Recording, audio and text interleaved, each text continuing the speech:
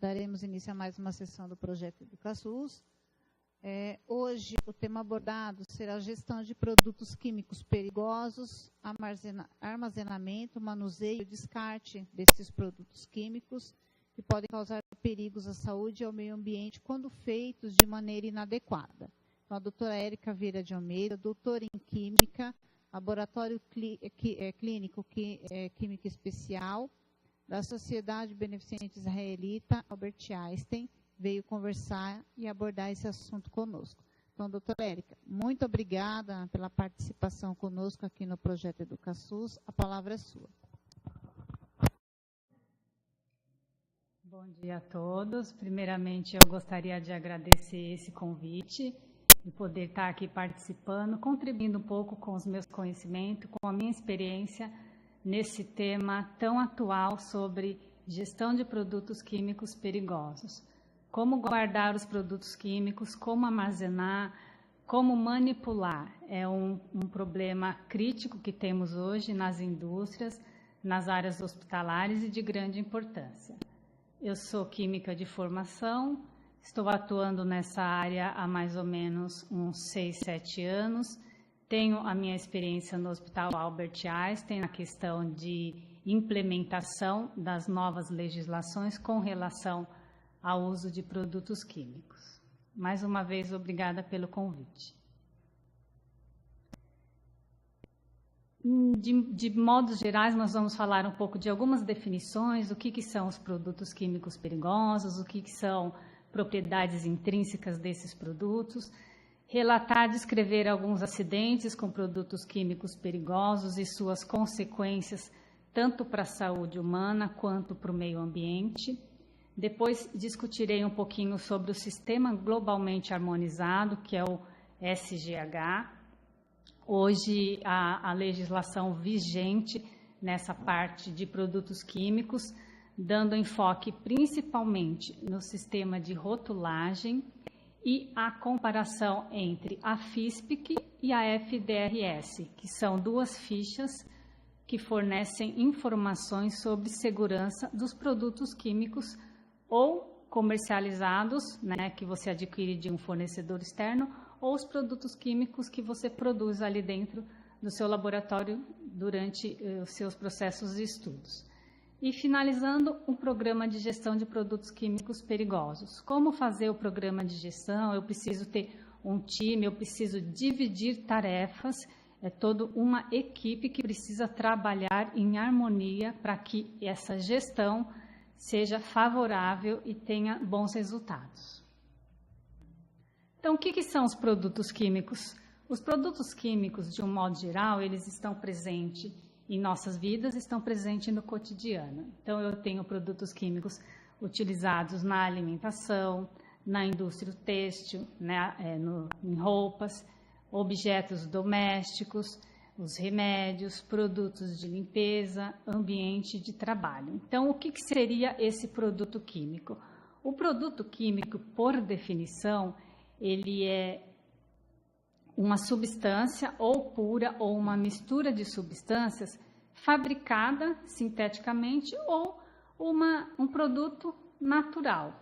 E esses produtos químicos, eles apresentam propriedades intrínsecas, que são propriedades dele mesmo. Essas propriedades permitem-nos classificá-los como perigoso ou não. Então, eu não consigo definir um produto químico como perigoso se eu não avaliar o uso dele e sua aplicação. Ou seja, um determinado produto químico pode ser perigoso ou não, dependendo da sua aplicação. Mas eu jamais posso menosprezar os riscos que ele oferece. Então, desta forma, conhecendo as propriedades intrínsecas dos produtos químicos, eu consigo minimizar os riscos e evitar os acidentes.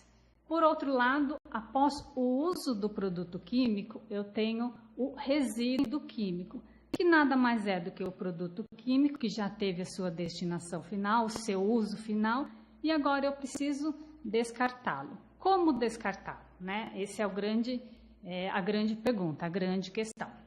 Então, temos experiências mundiais sobre vários acidentes relacionados ao uso, à fabricação de produtos químicos perigosos.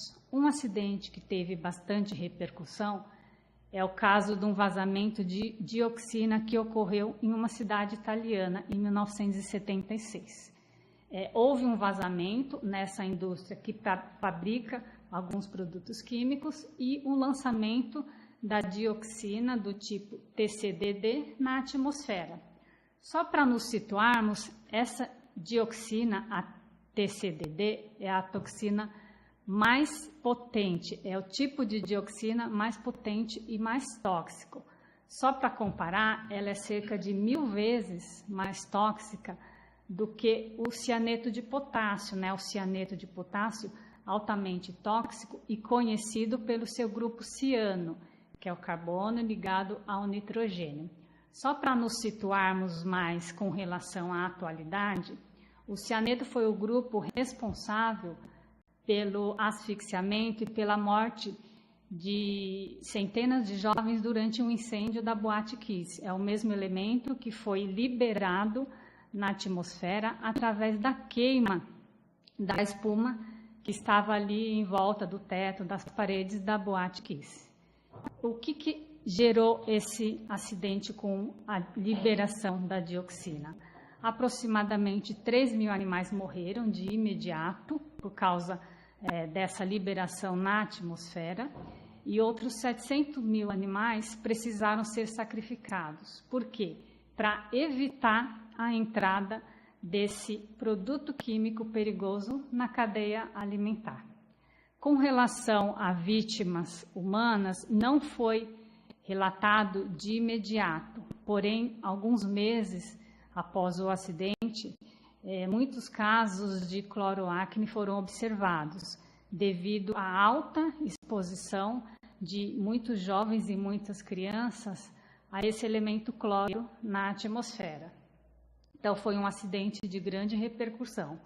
Outro acidente também com grandes repercussões foi o vazamento do isocianato de metila, que aconteceu em uma cidade indiana em 1984. Cerca de 40 toneladas do isocianato de metila, além de outros gases letais, foram liberados na atmosfera. Isso causou, de imediato e a longo prazo, a morte de em torno de 3.000 a 7.5 mil pessoas morreram devido a esse vazamento de gás na atmosfera. Com isso, gerou-se uma expectativa e, mundialmente, uma preocupação com relação à manipulação, à fabricação, ao uso, ao armazenamento e ao descarte dos produtos químicos, com o objetivo de reduzir justamente esses acidentes, né, que eu exemplifiquei aqui apenas 2, mas são muitos outros acidentes. Tivemos há pouco tempo o acidente com a liberação de composto químico em Cubatão, no interior, aqui em Santos, em São Paulo. Tivemos também em Diadema uma outra liberação de compostos à base de amônio. Então, não é uma coisa antiga, é uma realidade que nós vivemos e precisamos nos reunir para mudar essa situação. Pensando nisso e visando melhorar a segurança química e a parte de armazenamento e manipulação de produtos químicos perigosos, muitas uniões internacionais se reuniram e criaram o Sistema Globalmente Harmonizado, que é uma sigla do inglês, GHS, com o objetivo de classificar os produtos químicos com relação ao seu perigo, com relação aos riscos, e rotulá-los de forma uniforme, tá? Então, todas as informações relacionadas ao Sistema Globalmente Harmonizado encontram em um livro que é conhecido como Purple Book. Esse livro descreve todas as etapas, todos os conceitos técnicos necessários para que o fabricante consiga classificar o produto fabricado, rotular a embalagem, orientar o fornecedor, o usuário, o comprador com relação ao manuseio, com relação ao descarte correto deste produto químico perigoso. Antes do sistema globalmente harmonizado, cada país tinha o seu sistema de classificação de produtos químicos. Então, por exemplo, tínhamos que a União Europeia classificava os produtos químicos com símbolos que eram característicos quadrados, né, com o fundo laranja, e o símbolo de periculosidade em preto. Por outro lado, já a América do Norte tinha um sistema de classificação próprio, né, baseado no diagrama de Rommel, que é o caso dos Estados Unidos, e o Canadá, uma outra nomenclatura de classificação, que eram símbolos inseridos em círculos com molduras pretas ao redor. Sem contar com que a África adotava um outro sistema de classificação, assim como o continente americano, a América do Sul e a América Central. Com isso, eu tinha a diferenciação de um mesmo produto químico com diferentes classificações. Por exemplo, um produto químico que para a União Europeia era classificado como tóxico, perigoso, se ingerido, para os Estados Unidos o mesmo produto era classificado apenas como nocivo. E, por outro lado, a África caracterizava esse mesmo produto como sem problema nenhum, não tóxico, não nocivo, não corrosivo. Isso era muito difícil para fazer a uniformização com relação ao descarte, ao uso, à manipulação. Sem contar que havia aí uma dificuldade com relação ao comércio de produtos químicos internacionais. Por exemplo, ao adquirir este produto caracterizado como tóxico na União Europeia, comprar esse produto para entrar no continente americano, quando ele entra no continente americano, ele não é considerado mais tóxico, porque ele é apenas um produto nocivo. Então, o comprador do continente americano descartaria ele como um lixo normal, enquanto a União Europeia tem todas as precauções e todos os cuidados, porque, segundo as legislações deles, aquele produto é um produto químico perigoso.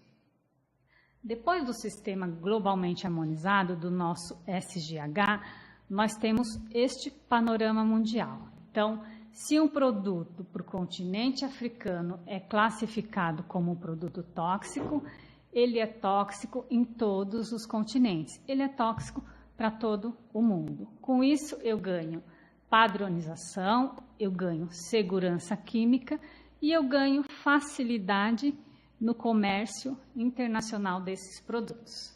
Então, o sistema globalmente harmonizado, ele vem como um sistema muito forte de comunicação de perigos, principalmente pela representação de pictogramas de perigos, que são os símbolos, e por palavras tanto de advertência como palavras de perigos. Então, se eu adquiro um produto químico perigoso, no rótulo eu tenho um símbolo, que é um indicativo visual da classificação dele. Olha, esse é um ácido forte, é um corrosivo, é um produto inflamável, é um produto tóxico. Pelo pictograma eu já consigo identificar isso. Em seguida eu tenho a palavra de advertência, que é um aviso para o usuário, para aquele que vai manipular o produto químico. Olha, cuidado, esse produto ele é tóxico. Mantenha esse produto em lugar seco e arejado. São palavras de advertência. E, por fim, temos as declarações de perigo. Produto perigoso. Mas perigoso quando?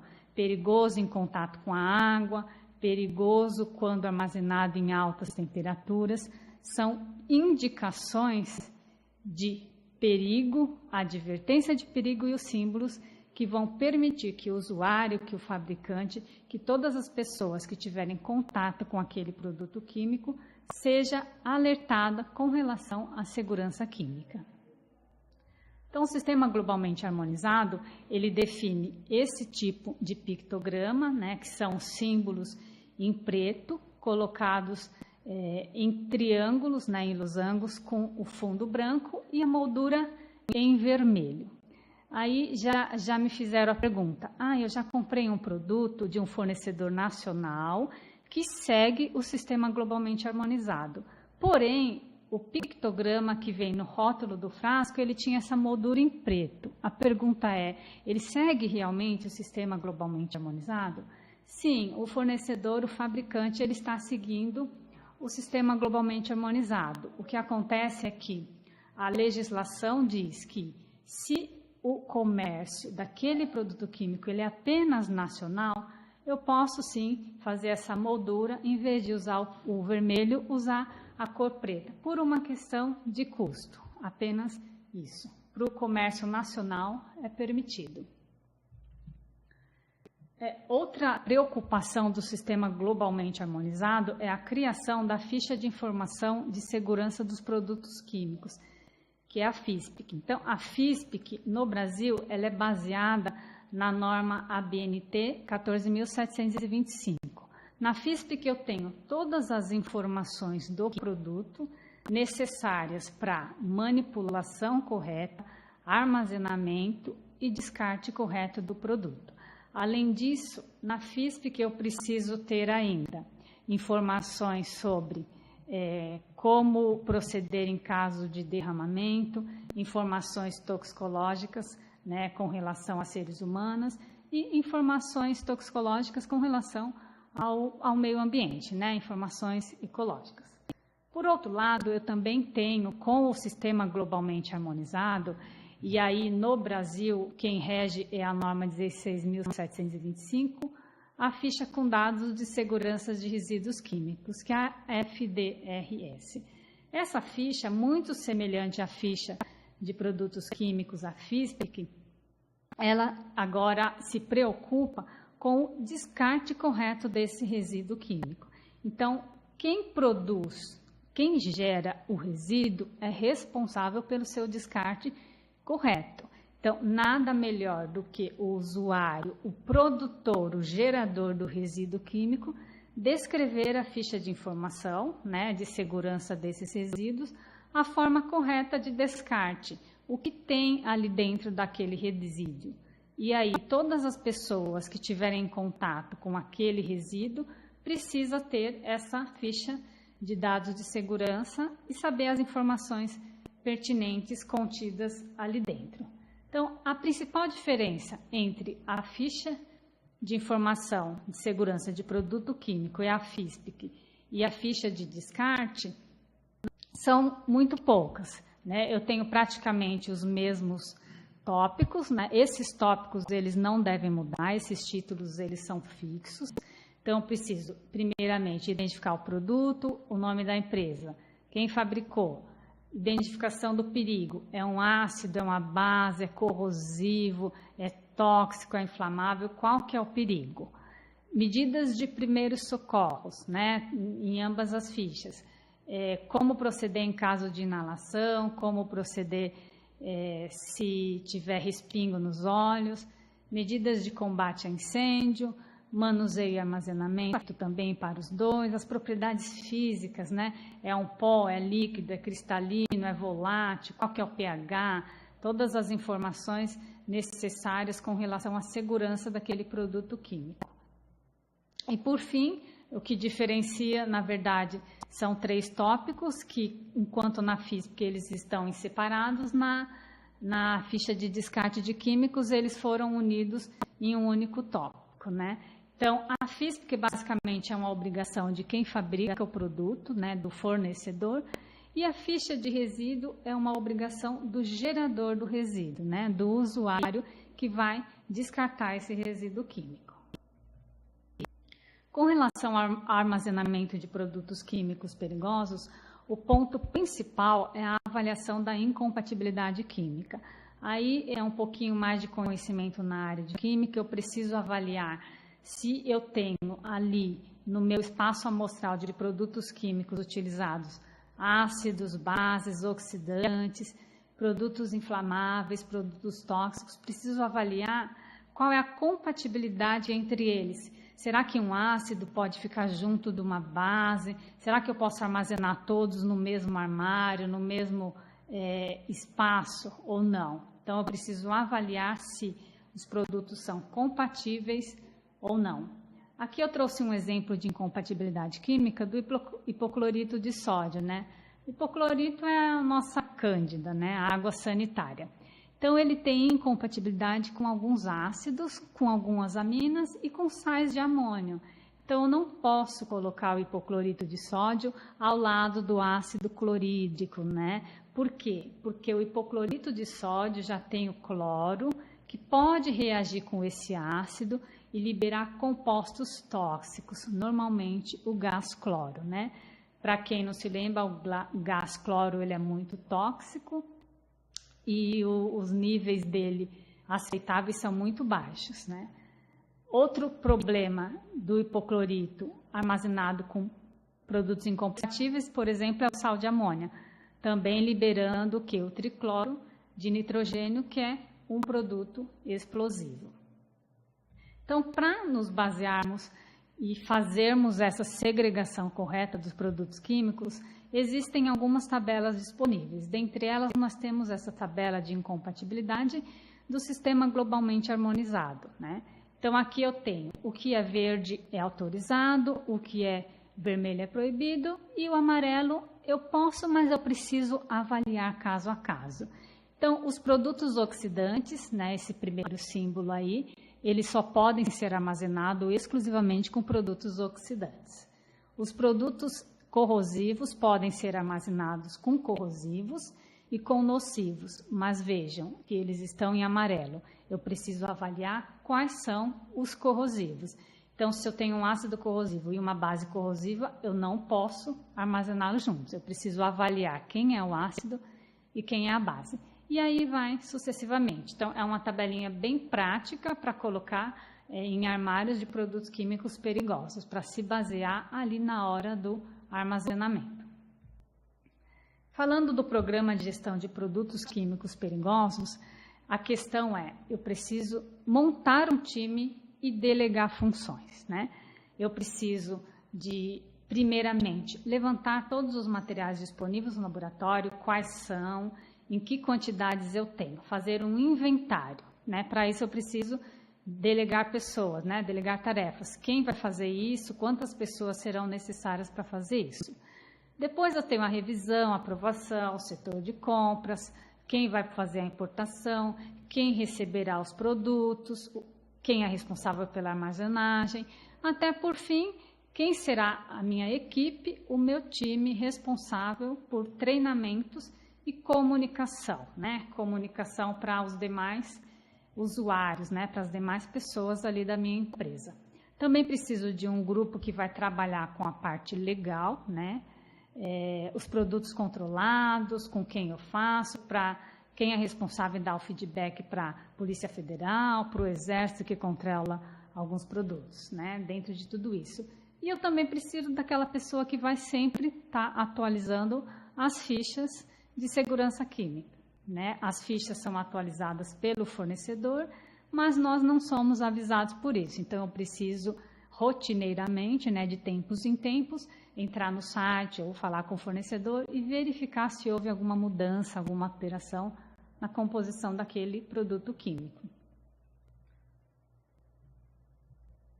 Para finalizar, então, eu deixo aqui exemplo, né, de um estudo bem interessante que foi feito nas universidades e nos centros de pesquisa de Recife, em Pernambuco, sobre a avaliação dos riscos associados ao uso do xilol em laboratório de anatomia patológica e citologia. Qual que era o objetivo?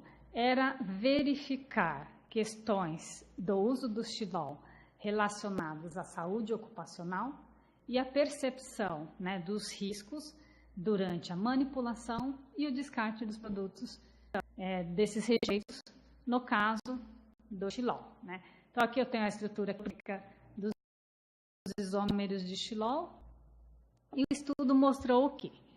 Que do número amostral, né, de técnicos que manipulavam o xilol entrevistados, você tinha funcionários desde 30 a 35 anos de casa, trabalhando com o uso do xilol, até jovens recém-contratados que tinham 5, 6 meses nessa área de manipulação do xilol. Então, o que foi observado?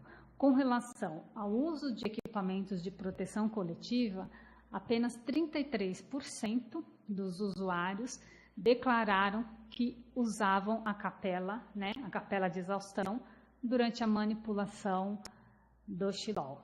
O restante fazia em cima da bancada, sem nenhuma preocupação com a questão dos vapores liberados por esse produto químico perigoso. Com relação à orientação para trabalhar com o xilol, 33% declararam que não tiveram nenhuma orientação ao ingressarem na instituição, né, ao assumirem aquela vaga, com relação aos cuidados que eles deveriam ter ao manipular, armazenar e descartar o xilol, né? 67% não teve nenhuma orientação, é um valor bastante alto. Outro objetivo da pesquisa foi verificar o uso dos equipamentos de proteção individual. E aí, um dado assim muito bom é que 100% usa o jaleco, ótimo, né? 100% usa jaleco, porém só 50% usa simultaneamente luva e máscaras ao manipular xilol. E desses que usam máscara, 40% usam máscara cirúrgica e 10% usam máscaras para vapor orgânico. Então, deve-se lembrar que o xilol é um solvente orgânico, que máscara cirúrgica não tem nenhum efeito no sentido de reter as partículas, né, as partículas agressivas do vapor de xilol, que é o solvente orgânico. Então, a máscara ideal é a máscara para solventes orgânicos. A máscara cirúrgica não tem nenhuma função efetiva de controle de exposição ocupacional. Por outro lado, nenhum dos entrevistados, né, daquele grupo de laboratórios, declararam usar óculos de segurança. Também está bem descrito na literatura que respingo de xilol tem sim suas consequências com relação à região ocular, né? Assim como tem a inalação, a questão dérmica também.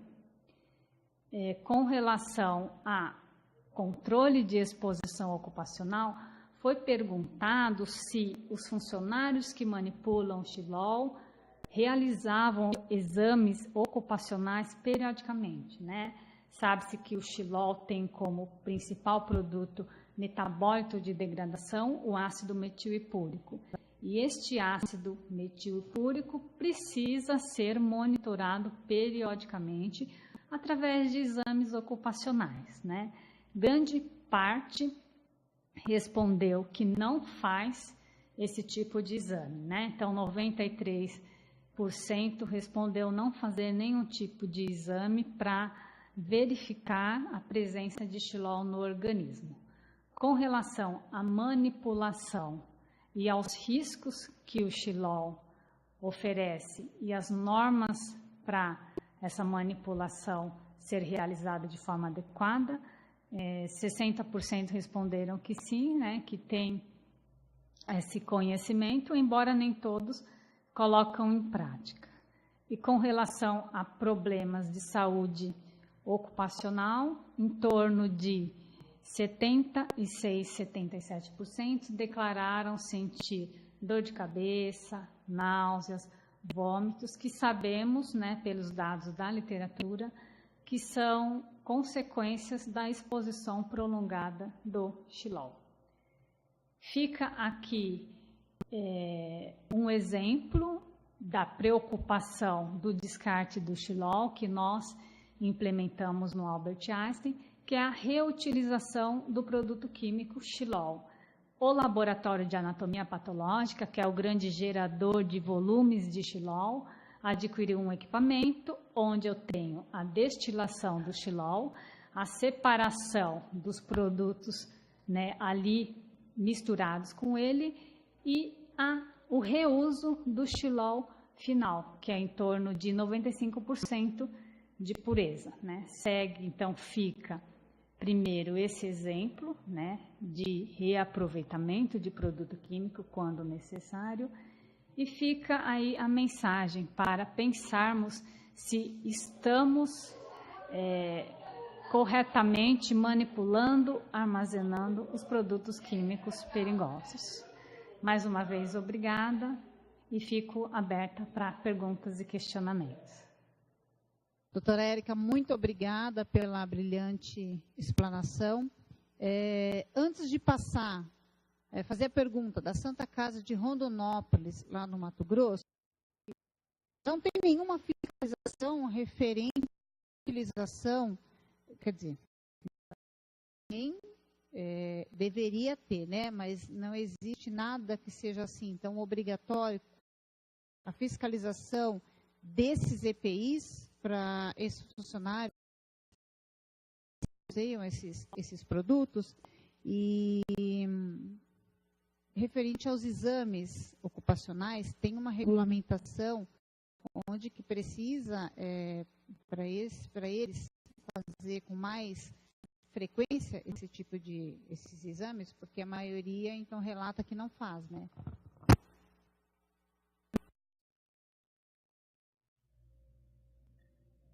Sim, pela pesquisa com esse grupo de colaboradores que trabalham exclusivamente com o Xilol, foi verificado que eles não fazem esse periódico, né? Existem, sim, algumas legislações que falam do uso do Xilol e tem os limites, né, os limites residuais aceitáveis. O que acontece é que muitas das legislações não estabelecem a frequência com que deve ser realizado esses exames. Então, cabe ao laboratório, né, avaliar essa frequência devido à sua utilização. Nós, por exemplo, executamos o periódico do ácido metilpúrico a cada 6 meses. Por quê? Porque o meu laboratório não manipula o Xilol, mas nós estamos expostos porque o laboratório ao lado manipula e muitas vezes a exaustão traz algum resíduo de Xilol para o meu setor. Então, eu que não manipulo, faço esse exame a cada 6 meses. O pessoal que manipula lá faz com uma periodicidade menor. Em torno de 3 meses eles executam, fazem o periódico para determinação de ácido metilpúrico. Com relação à fiscalização no uso de EPI, é aquela coisa, as fiscalizações existem, mas elas não estão lá todos os dias, né? Então, cabe um pouco ao próprio funcionário adotar que aquilo é uma segurança para ele, né? Principalmente para ele. Então, não é vou usar quando a fiscalização estiver presente. Não, eu vou usar no dia a dia porque é um cuidado, é uma precaução para mim, né? Para a minha saúde.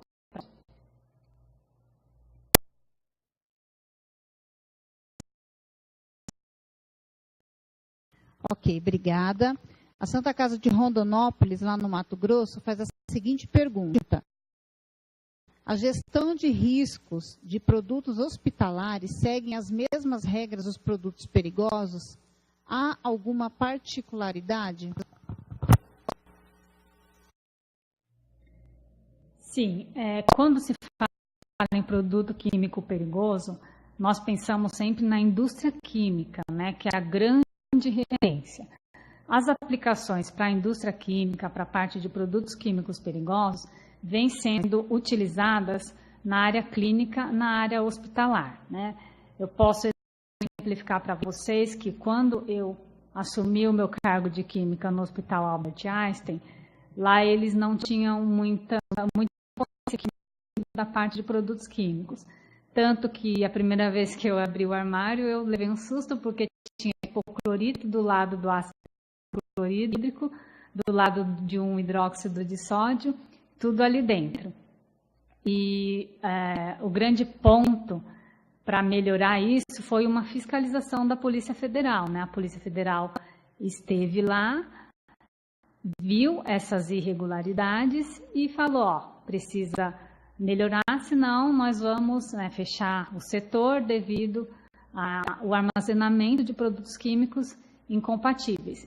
E todo mundo ali da área hospitalar, os médicos, os biomédicos, todo mundo dessa área da saúde ficou muito surpreso. Por quê? Porque eles não tinham conhecimento da legislação de produtos químicos, que é uma legislação geral, mas que também se aplica à área da saúde, ou seja, seja, é aplicável a qualquer local, qualquer empresa que eu tenha produtos químicos perigosos. Então, se no laboratório de análises clínicas eu tenho o ácido clorídrico, o hidróxido de sódio, o metanol, o etanol, eu tenho produtos químicos perigosos. Então, eu preciso aplicar a legislação geral no armazenamento desses químicos também, tá? São leis gerais que nós, é claro que eu preciso extrair da lei o que se aplica à minha realidade, né?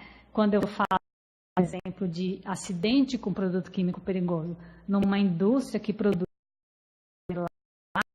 daquele produto químico, é diferente de um acidente com produto químico hospitalar, onde eu estou manipulando no máximo 1, 2 litros daquele reagente. Mas a lei, sim, a legislação geral para produtos químicos se aplica às áreas hospitalares, sim. Vou complementar a pergunta deles, doutora Érica de Roma,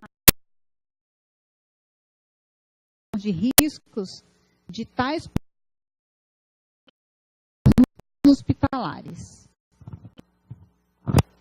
Primeiro, eu preciso do levantamento desses produtos químicos. Feito um levantamento inicial, eu preciso fazer o estudo do espaço que eu tenho disponível para segregá-lo, né? Levantei o meu quantidade de produtos químicos, eu tenho um espaço, aí eu faço a gestão segura desses produtos. Eu tenho um armário para armazenar 10 produtos. Então, eu tenho que dividir aqueles 10 produtos naquele único armário. Olha, mas eu tenho 5 armários para armazenar 10 produtos. Então, a minha distribuição já vai ser diferente. É claro que muitas vezes nós nos deparamos com a questão de eu tenho 5 classes diferentes de produtos químicos e a legislação pede que eles sejam segregados separadamente. Aí nós entramos na questão, mas eu não tenho 5 armários diferentes para segregar. Aí cabe o bom senso, né? Se você tem um único frasco de um reagente, que é incompatível com o único frasco de um outro reagente, eu posso minimizar a incompatibilidade deles, colocando um numa prateleira ao extremo, no alto do armário, e outra mais abaixo do armário, né? Quanto maior a distância que eu conseguir manter entre eles, melhor é a minha minimização dos riscos, tá? O Hospital Samaritano Governador Valadares, em Minas Gerais, bom dia, pode fazer a pergunta. Sim, o gás cloro eu dispenso ele, certo? Quando eu faço a medição quantitativa dele, do gás cloro, eu tenho que fazer pelo hipoclorito ou pelo gás cloro mesmo? A medição quantitativa.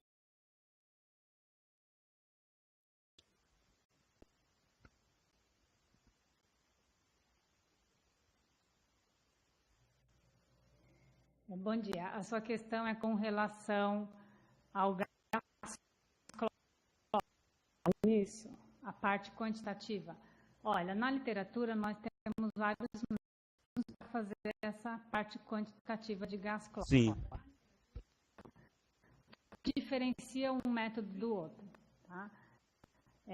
O volume que você tem de amostra, tá? A questão do custo.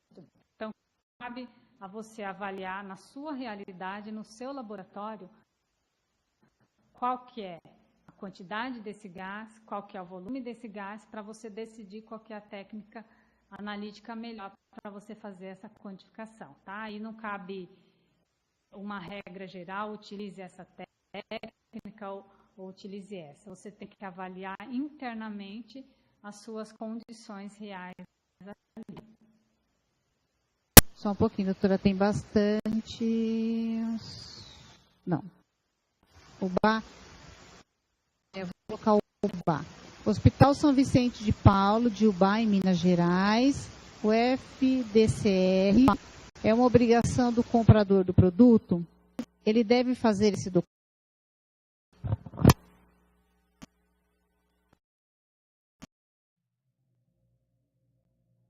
Sim, respondendo à pergunta. Com relação à ficha de informação de segurança do produto químico, é uma obrigação do fabricante, né, do fornecedor, fornecer essa ficha. Mas, como estamos no Brasil, ele tem a obrigação de oferecer essa ficha no idioma português, tá? Que nos atendam. Você pensar, mas no meu laboratório todo mundo entende o inglês, entende o espanhol. Mas a ficha de segurança, ela visa o usuário e os não usuários que estejam ali envolvidos, ali próximo da manipulação do produto químico. Então, obrigação do fornecedor oferecer a FISPIC no idioma português. Federação de Santa Catarina, bom dia. Vou fazer a pergunta de vocês, tá bom? Quanto à higienização do ambiente com o uso do brometo de etídio em laboratório de imunogenética para análise de eletroforese, gente, eu acho bom fazer a pergunta, tá? Existe um protocolo específico? Vocês querem falar no microfone? Eu gaguejo, mas eu falo direito, estou pronunciando direitinho, tá? A questão do uso do brometo de etídio é muito discutida atualmente, né? Eu tive a oportunidade de fazer um trabalho comparativo com o pessoal do Hospital das Clínicas aqui de São Paulo, comparando o uso do brometo de etídio justamente para uma análise utilizando o eletroforese capilar com um produto alternativo que não continha na sua formulação o brometo, né, que aí é o composto tóxico da questão.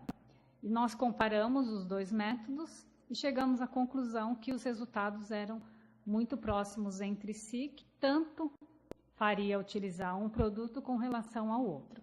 Então, a questão do brometo de etídio, normalmente nós seguimos as recomendações do fabricante, que é a descrita na FISPIC, com relação ao descarte e à manipulação. Mas o que nós químicos temos sugerido? Que os usuários façam testes com produtos similares, que já têm esses produtos no mercado, né, que não tem na sua composição o brometo de etídio. Façam os testes e, se possível, faça a substituição. Por quê? Porque aí nós estamos pensando na questão da questão tóxica do ambiente, no descarte, mas também estamos preocupados com a saúde ocupacional do operador, né? Mas, basicamente, com relação ao descarte e manipulação, seguimos as instruções do fabricante, né? O fabricante, ele é responsável pelo que ele produz. E se você segue o que ele descreve, você está dentro da lei. Pessoal de Santa Catarina, tá ok? Respondido. Qualquer coisa, respondido, ok. Vou passar para Santa Casa de Araguaína, em Tocantins. Querem falar no microfone? Tem pergunta deles ali, acho que mandaram no chat, né? Achei aqui a pergunta. Se temos um determinado fornecedor que nos dispõe produtos e que esses não estão catalogados com a identificação do sistema globalmente harmonizado, como devemos proceder? Quais são os órgãos cabíveis que devemos informar? Todo produto fornecido, ele precisa ter o seu registro ou algum documento que mostre a origem dele. Aqui no Brasil, normalmente, quem regulariza os produtos químicos perigosos, os produtos químicos não perigosos, é a Anvisa, se for um medicamento, alguma coisa desse tipo, ou a Polícia Federal. Então, dentre os produtos químicos perigosos, nós temos a Polícia Civil, a Polícia Federal e o Exército. O Exército, basicamente, é o órgão responsável pelo controle de produtos químicos à base do nitrogênio. Por que do nitrogênio? Porque o nitrogênio, dependendo da constituição dele, dos outros átomos em um composto químico, ele é um produto explosivo. Então, eu tenho aí ácido nítrico, azida de sódio, quem mais? Nitrato de prata, nitrato de potássio, todos esses compostos que apresentam nitrogênio em sua formulação são regulados, né, são controlados pelo Exército. Se você adquirir um produto e você não tem segurança do registro dele, da origem, você pode entrar no site da Polícia Federal, lá eles têm um íconezinho que chama Produtos Químicos Perigosos. Lá existem várias tabelas, vários anexos de todos os produtos que a Polícia Federal controla, que a Polícia Civil controla e que o Exército controla. Verifiquem se o produto que vocês adquiriram está nessa lista, se ele precisa de autorização de compra, se ele precisa de autorização de uso, qual que é a quantidade máxima permitida. Porque o que acontece muitas vezes é, nós conseguimos comprar um produto porque o fornecedor quer vender o produto, mas muitas vezes o fornecedor não tem licença de venda daquele produto. E você, como comprador, não tem licença de compra e de armazenamento daquele produto. Então, o fornecedor está irregular e você acaba indiretamente também ficando irregular, ou por falta de conhecimento, né, que ninguém falou para você que aquele era um produto controlado, ou por negligência mesmo, né? Então, sempre entra no site desses órgãos nacionais reguladores e veja se o seu produto ele se enquadra nessa classe ou não. Outra questão também muito importante é a questão da quantidade. Muitas vezes, 1 grama de um hidróxido de sódio ou um frasco de 25 gramas de hidróxido de sódio, ele é isento, né? Ele é isento pela Polícia Civil de ser controlado, porque é uma quantidade muito baixa. Mas, a partir de 1 quilo, você já precisa de um registro e de uma autorização para uso e armazenamento. Então, a questão da quantidade é muito importante, além da questão do tipo de produto químico. O Hospital São Lucas de Crateús, no Ceará, como deve ser o armazenamento do formol? Tá, questão do formol. Primeiro, você precisa avaliar qual que é o formol que você usa. É o 37%, é o formol concentrado, é o formol 10%, é uma solução onde eu tenho apenas 5% de formol. A concentração do produto químico ela é importante para eu avaliar a questão do armazenamento. Então, se você está falando de formol 35%, que é o formol utilizado pelo pessoal da anatomia patológica e dessas técnicas analíticas, eu preciso avaliar que ele é inflamável, né? E ele também é tóxico. Então, dentro da classificação do sistema globalmente harmonizado, os inflamáveis podem ser armazenados junto com produtos inflamáveis. Então, eu não vejo nenhum problema se eu colocar o lado de um metanol, ao lado de uma acetonitrila, ao lado de um etanol, ao lado de um isopropanol, tá? Então, normalmente, o formol nós armazenamos em armário de inflamável, que é um armário específico para esse tipo de produto. Agora, se você está falando de uma solução 5% de formol em água ou com outro solvente, eu preciso avaliar quem é o outro solvente, tá? Uma solução de formol em água, eu já não armazenaria num armário de inflamável, né? Ou já precisaria avaliar se eu posso deixar o isopropanol ao lado, tudo isso. Essas informações de armazenamento, ela vem descrito em um dos tópicos da FISPIC. Quando você pegar a FISPIC que o fabricante te fornece, está escrito lá: armazenar longe de materiais oxidantes, armazenar longe de metais. Então, tem essas descrições lá que você já vai se baseando qual é a melhor forma, qual que é a melhor prateleira do seu armário para você armazenar o formol.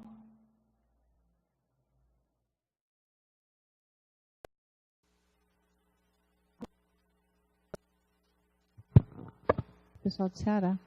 Pessoal do Ceará respondido, dá um ok para a gente no chat. Eu vou com o Hospital de Peritiba, em São Miguel do Oeste, em Santa Catarina. Qual a importância de se ter um inventário de produtos químicos em um ambiente hospitalar? E se possui alguma obrigatoriedade em tê-lo?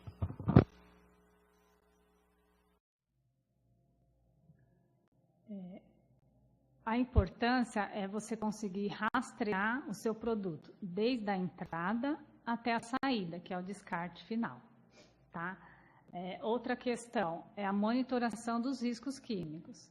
Se você adquiriu 1 litro de metanol, você precisa saber que o descarte foi de 1 litro de metanol. O que aconteceu com o metanol durante o processo. Tá? É a rastreabilidade, você precisa saber todas as etapas.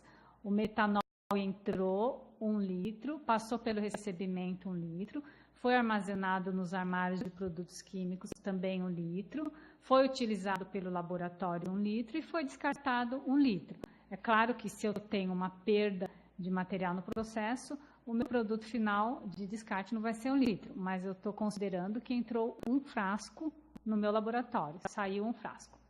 Outra questão importante com relação à gestão. A Polícia Federal, quando ela vem fazer uma fiscalização, e nós, da área hospitalar, estamos frequentemente recebendo a visita, principalmente do Exército, principalmente depois das questões de explosivos, que são os compostos de nitrogênio. Quando ele vem no laboratório, eles falam, eu quero ver onde estão os produtos químicos perigosos. Alguém leva eles e ele vai lá e vê. Na sua licença, você falou que tem 1 quilo de azida sódio. Tá bom. Abrindo o armário, você tem que ter exatamente 1 frasco com 1 quilo de azida sódio. Se você tiver mais que 1 frasco, você está irregular e você pode sofrer as penalidades. Se você tiver menos que 1 quilo, porque você já utilizou, você precisa justificar quando você utilizou, com o que você utilizou e qual a quantidade que foi utilizada daquele produto químico. No caso da azida sódica, que é controlada pelo Exército, a cada 3 meses o usuário precisa mandar uma planilha para eles, preenchendo. Olha, dia 13 de março de 2017, eu usei 22 gramas de azida para fazer isso, assina. Então, aquele 1 quilo original, eles vão descontando cada graminha que você utiliza. Se você não tem uma gestão de produtos químicos, se você não consegue rastrear quanto entra, você dificilmente vai conseguir rastrear quanto sai. Tá? E para a auditoria desses órgãos, não interessa o que você perdeu, né? Eles querem saber onde você gastou, porque, para quem entende, 1 grama de um composto à base de nitrogênio é suficiente para fazer um estrago em termos de explosão. Então, eu preciso rastrear o produto desde a entrada até a saída. Se eu não tenho um inventário, se eu não tenho essa gestão de produtos químicos, dificilmente eu consigo responder a essas auditorias, né, dos órgãos reguladores. Doutora Érica, eu acho que o Nelson está aí na sala com a senhora. Tem uma pergunta que nós mandamos dessa Casa de Poços de Caldas. E, em seguida, a pergunta do Santa Marense do Guarujá. Dá para visualizar?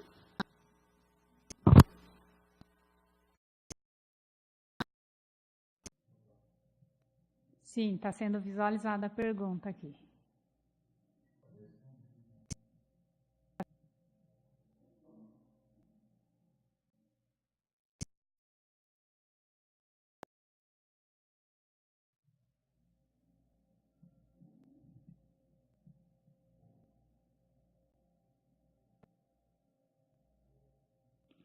Questão com relação ao ácido acético diluído, se ele pode ser o descarte na rede de esgoto. Muitas vezes nós pensamos assim, o ácido acético concentrado eu não posso descartar, porque ele é concentrado. Mas o diluído eu posso. Então, não necessariamente eu posso. O que você precisa avaliar aí é qual que é o caminho que o ácido acético fará. Por quê?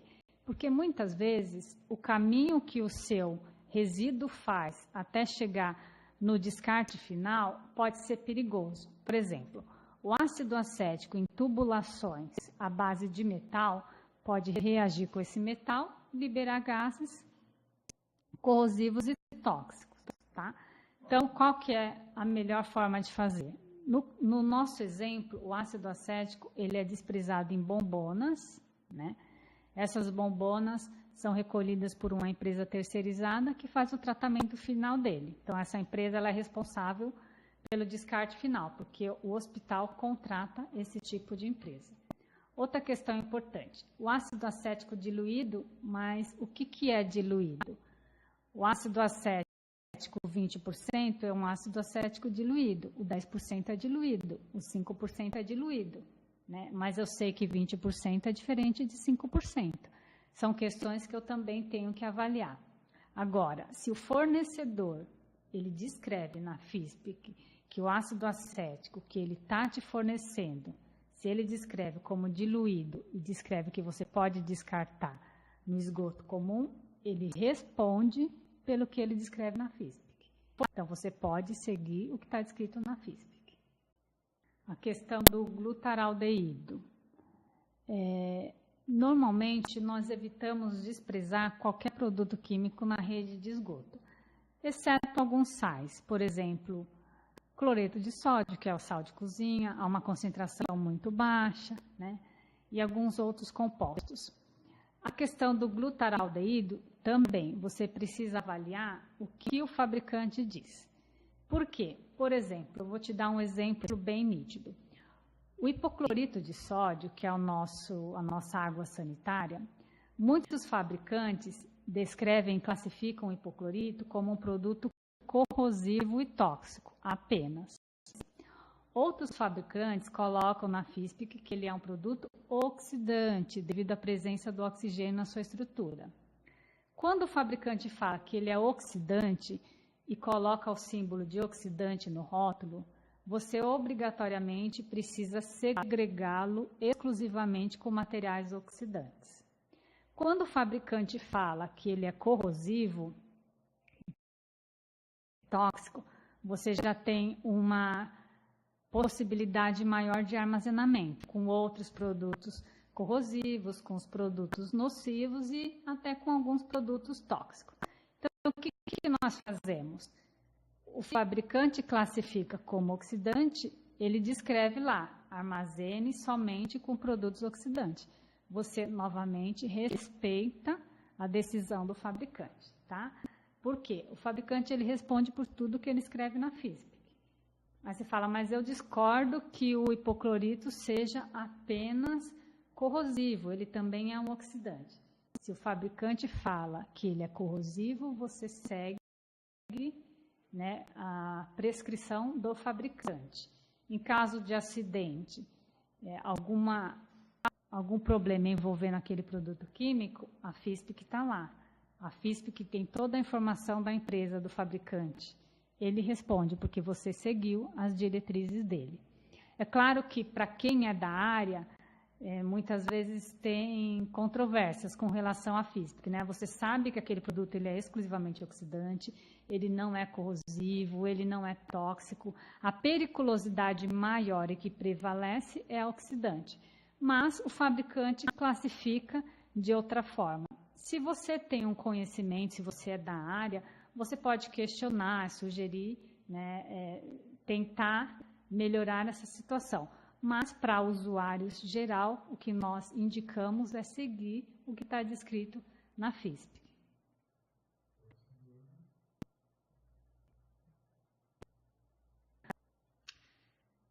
Com relação ao armazenamento, o que nós devemos evitar? Ácidos fortes e bases fortes ficarem juntos. Por quê? Porque há uma probabilidade muito grande de uma reação de neutralização, com a formação de um precipitado ou a liberação de gases ou a formação de água. Por exemplo, o ácido clorídrico, que é um ácido muito forte, não deve ser armazenado lado a lado com hidróxido de sódio, que é um álcali, que é uma base bem forte. Outro exemplo, o nitrato de prata é um oxidante forte, não deve ser armazenado com nenhum ácido, com nenhuma base, justamente porque eu tenho a probabilidade de uma reação, né, e a liberação de gases que, na sua grande maioria, são gases tóxicos. São os princípios básicos da química que nós seguimos e avaliamos para o tipo e para o armazenamento. Outra questão muito importante no armazenamento é verificar se aquele produto ele é inerte à presença de metais. Por exemplo, que nós observamos muito.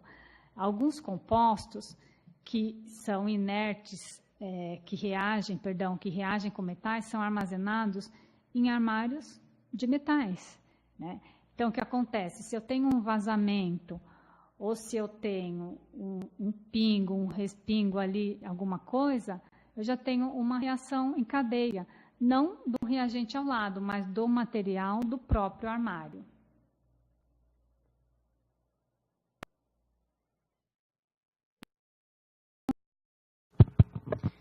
Ok, pessoal do Guarujá, respondida a pergunta. Eu vou fazer a pergunta agora da Santa Casa de Ourinhos, aqui em São Paulo. Existe uma tabela específica que estabelece o limite residual aceitável de produtos químicos no organismo? E quais exames específicos?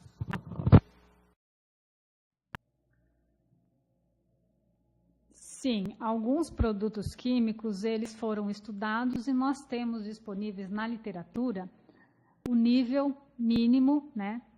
O nível máximo aceitável, para que a partir desse limite você precise ou não fazer um exame ocupacional. Normalmente, a FISPIC dos grandes fabricantes de produtos químicos, entre os grandes eu cito a Merck Millipore, a Sigma Aldrich, a Carlo, uma empresa italiana, essas grandes empresas, eles colocam, porque é um item da FISPIC, a parte de toxicologia. Então, lá eles descrevem dose letal, né? Quantidade máxima permissível para atender uma determinada legislação. Os produtos que foram estudados, eles têm essa descrição na FISPIC. Se eles não foram estudados ou se eles não foram conclusivos com relação à toxicidade em humanos, no meio ambiente, entre outros, muitas vezes eles colocam não se aplica ou não estudado, tá? Mas está descrito sim. Outro lugar que é muito interessante consultar para ver os limites máximos permitidos de produtos químicos perigosos são algumas legislações, por exemplo, a NR15, a NR26, várias normas regulamentadoras aqui no Brasil, elas descrevem o limite máximo de xilol que deve ser atingido, o limite máximo de acetonitrila, o limite máximo da exposição ao metanol. Está bem descrito lá quais são os limites máximos permitidos para que você esteja dentro das exigências daquela legislação.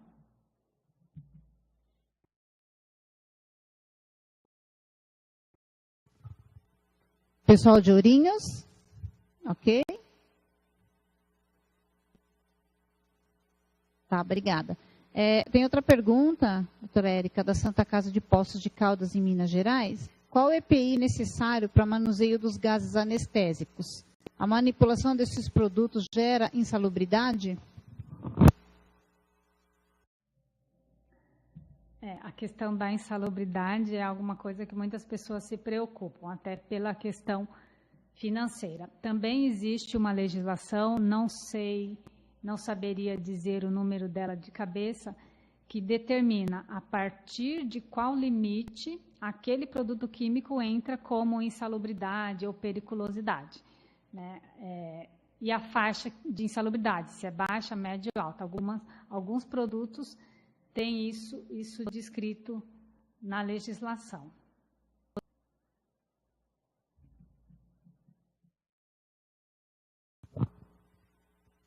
Pessoal de Minas, respondido aí. Tem uma pergunta, quer dizer, eu acho que ele, não sei se ele terminou de fazer, não sei se é uma pergunta, do Edgar Fernandes, técnico de segurança do trabalho da Santa Casa de Votuporanga. É uma pergunta. Referente ao descarte de resíduos, conforme o PGRSS, é isso aqui que ele está fazendo, né? A empresa é responsável pelo seu descarte final. Gostaria de saber se tem um site que podemos consultar para saber se a empresa que recolhe esse resíduo está autorizada a realizar o tratamento.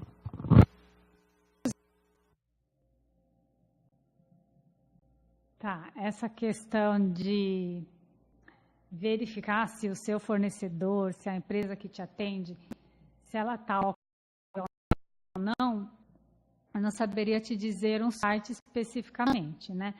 O que nós fazemos, né, nossa experiência no Hospital Albert Einstein, é a questão das auditorias de fornecedores, né? E as auditorias das empresas prestadoras.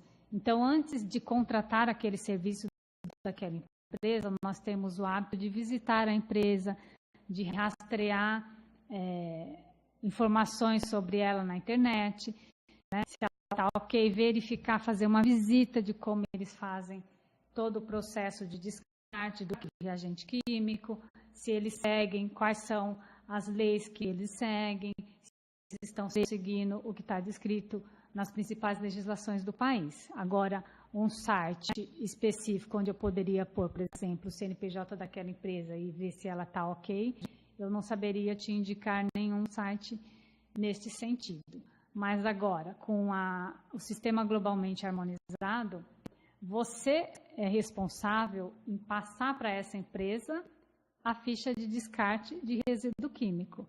Então, essa ficha que você, como gerador do resíduo, criará, vai auxiliar a empresa no descarte correto, porque ela vai ter todas as informações detalhadas do que contém no seu resíduo.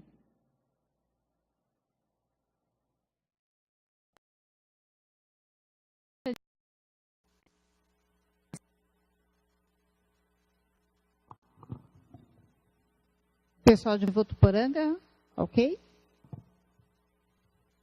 Obrigada, viu? Federação de Santa Catarina, referente a medicamentos quimioterápicos, antineoplásicos, especificamente no transporte, há algum risco quando está embalado de acordo com as recomendações da RDC? Ou apenas considera-se risco de acidente e não químico? O transporte seria em bandejas ou dentro de caixas fechadas? Quando se fala na questão dos quimioterápicos, existe a preocupação, sim, do transporte deste material em compartimentos fechados, tá? Então, nós adotamos aquelas caixas de descarte de produtos químicos, o Clean Box, e ele só é transportado, no nosso caso, lá dentro do nosso laboratório, quando as caixas estiverem lacradas. Por quê? Porque você precisa pensar em todo o caminho que o seu rejeito fará, desde a saída do seu laboratório até o destino final. Se esses quimioterápicos são transportados em recipientes abertos, eu posso ter o derramamento dele, e eu posso ter o contato de pessoas que não estão informadas sobre a periculosidade daquele quimioterápico. Então, quando eu lacro ele, eu já estou reduzindo, estou aumentando a segurança química de outros usuários que não têm contato direto com aquele material, tá? Então, sempre em compartimentos fechados, devidamente identificados, né? Nós também adotamos como uma segurança química a etiqueta de identificação de todos os componentes, de todos os quimioterápicos dentro daquela caixa. Então, se eu tenho lá um busulfano, se eu tenho um voriconazol, independente de qual seja o quimioterápico, eu descrevo nessa ficha. E se acontece um acidente no percurso, eu tenho, olha, o que tem aqui? Tem este quimioterápico, e a FISPIC dele é essa aqui, as precauções de segurança são essas, e os procedimentos para a limpeza do local são estes, né? Porque provavelmente quem fará a limpeza do local será algum colaborador da equipe de higiene, que não necessariamente está informada sobre todos os riscos envolvidos ou causados por aquele quimioterápico.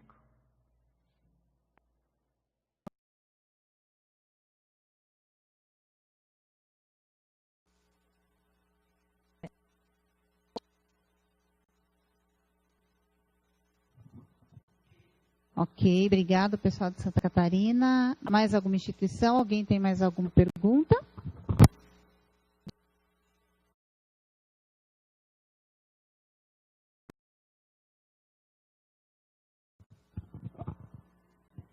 Por enquanto, então, não temos perguntas. Se alguém tiver, manda no chat, eu solicito a vez, tá ok? Doutora Érica, então, eu vou passar a palavra para que a senhora possa fazer as considerações finais. E quero, antes disso, agradecer o pessoal do AESTEM, sempre participa, contribui conosco aqui com as informações. É muito importante, obrigada pela participação aqui.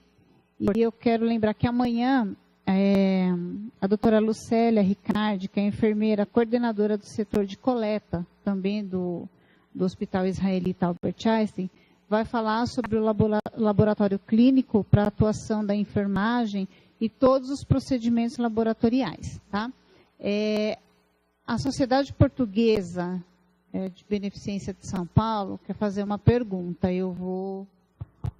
Deixa eu colocar eles, ou podem fazer no chat, vocês quem decidem.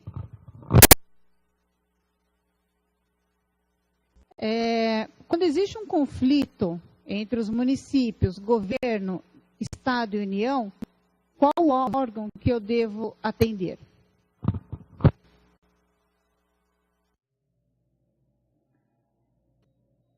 Normalmente, nós seguimos o órgão principal, federal.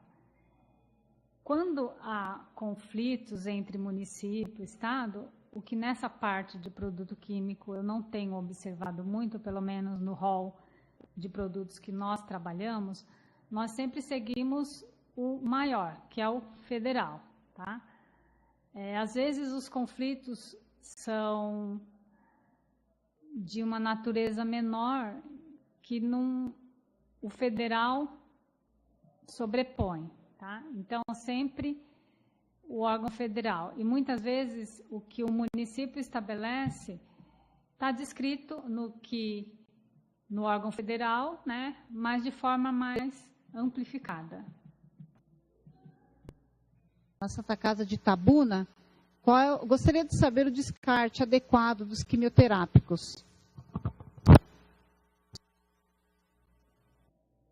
Tá. Os quimioterápicos, você precisa avaliar qual que é a classe deles. Tá? Se são os quimioterápicos à base de, por exemplo, busulfano, os voriconazol, você precisa estudar um pouco a estrutura química dele, porque muitos deles você pode desprezar junto, né? Um mesmo frasco, um mesmo recipiente, você pode misturá-los e desprezá-los junto. No nosso caso, nossa experiência, também é uma empresa terceirizada que faz o descarte desses quimioterápicos. Então, a nossa função é avaliar se eu consigo desprezar no mesmo recipiente, dentro do laboratório, esses diversos quimioterápicos, se eles são compatíveis. Se eles são compatíveis, eu descarto e a empresa terceirizada faz o descarte final.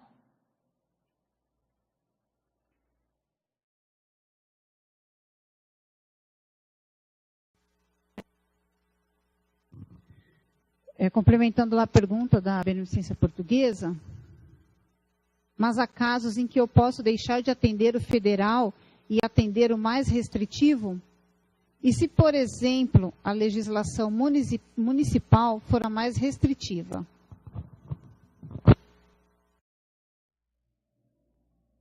Normalmente nós atendemos as legislações que nós estamos mais susceptíveis às auditorias, né?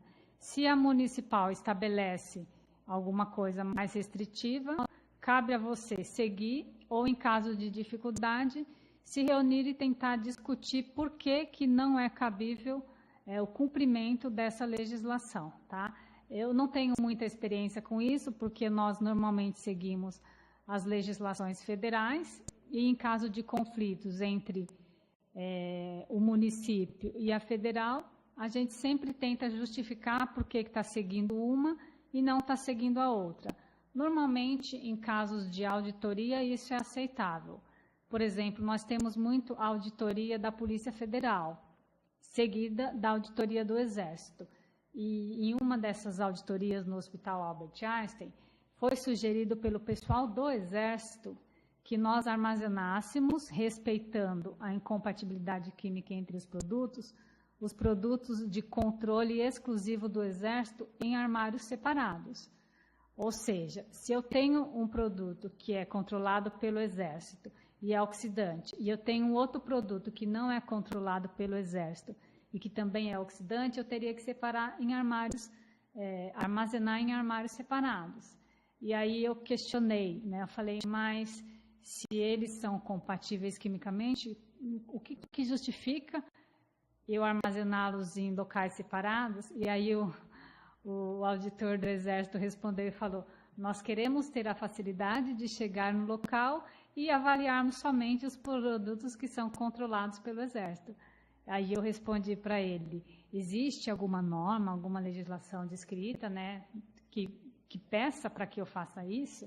Ele olhou para mim e ficou pensando. Eu falei, não, é que a minha questão é o armazenamento e o espaço. Eu não tenho espaço para separar, segregar somente os produtos controlados pelo Exército, somente os produtos controlados pela Polícia Federal e somente os produtos controlados pela Polícia Civil.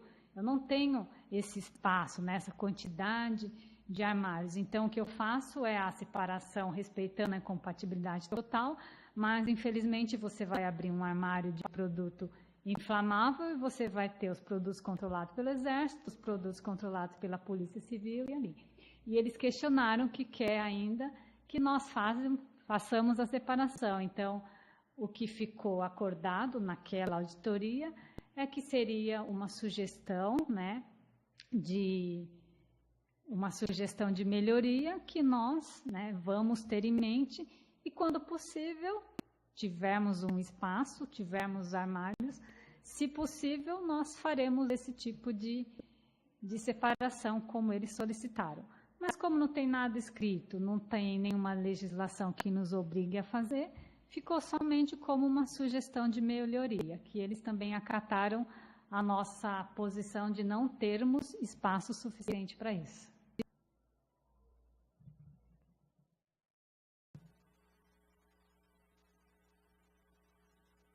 Pessoal da Beneficência, ok?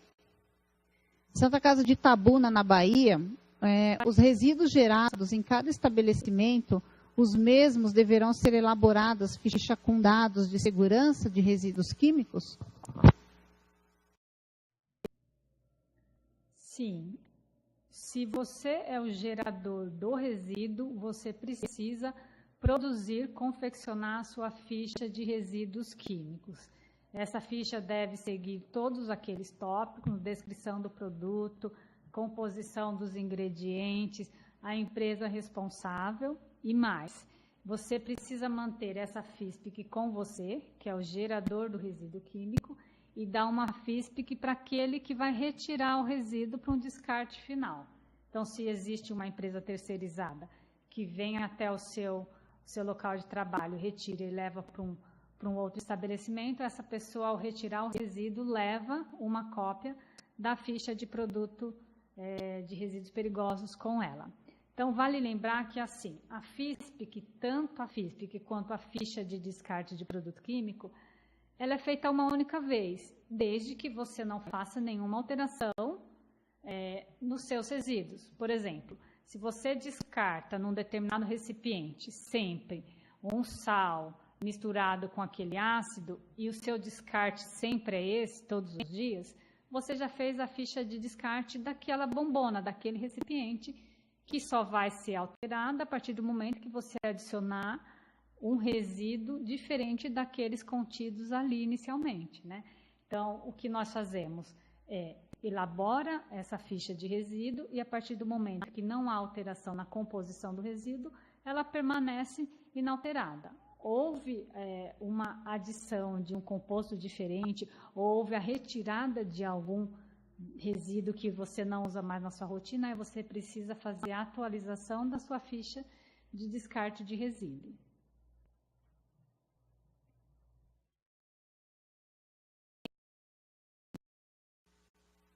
Pessoal de Itabuna, Bahia. Respondido, dá um ok, por favor. Pessoal da Beneficência Portuguesa agradeceu. O pessoal também de Itabuna agradeceu. Mais alguma pergunta, alguma questão? Se não tiver, então, doutora Érica, nós daremos por encerrada a sessão e eu vou passar a palavra para que a senhora possa, por gentileza, fazer as suas considerações finais. Muito obrigada, eu agradeço a participação, agradeço as perguntas, as dúvidas são sempre muito bem aproveitadas. Deixo os meus agradecimentos por participar, por colaborar um pouco desse projeto EducaSUS. Deixo também o meu contato no início da apresentação, tá? Nós, como iniciantes dessa parte de gestão de produtos químicos perigosos, acabamos sendo referência para outros hospitais. Então, nós temos muito contato e a procura de outros trabalhadores, outros funcionários, sobre a questão de dúvida, como fazer a sua gestão do produto químico, como fazer o armazenamento, né? O Hospital Albert Einstein está aberto a essa colaboração, tem um grupo específico lá que pega essas dúvidas e direciona para as pessoas mais competentes para executá-la. Então, eu deixo aí o meu contato, caso alguém tenha dúvida sobre a parte de incompatibilidade química, como que eu vou iniciar o meu inventário dos produtos químicos, se eu posso misturar esse reagente com outro. O hospital está muito aberto para tentar ajudar todos os hospitais e todos os membros dessa rede nacional. Tá? Deixo mais uma vez o meu agradecimento e no que eu puder ajudar, eu fico à disposição. Obrigada e bom dia.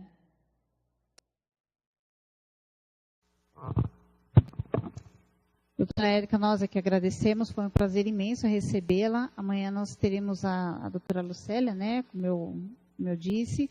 Já passei o calendário para vocês, do EducaSUS. E, pessoal, lembrando que, assim, todas as segundas-feiras, embora a nossa agenda seja das 10h30 ao meio-dia, a Secretaria de Atenção à Saúde do Ministério da Saúde foi dita, né, pelo Francisco, que é o secretário da SAS, que toda segunda, das 14 às 15h30, nós teremos vídeo também com alguém do Ministério. Tá? Então, no dia 20, vai ser sobre as emendas parlamentares, que o pessoal de lá vai vir para estar ajudando, informando. E assim que tiver mais agenda do Ministério, eu passo para vocês, tá ok? Muito obrigada a todos. Doutora Érica, prazer incrível receber a senhora aqui no projeto. Muito obrigada e até amanhã, pessoal. Obrigada a todos.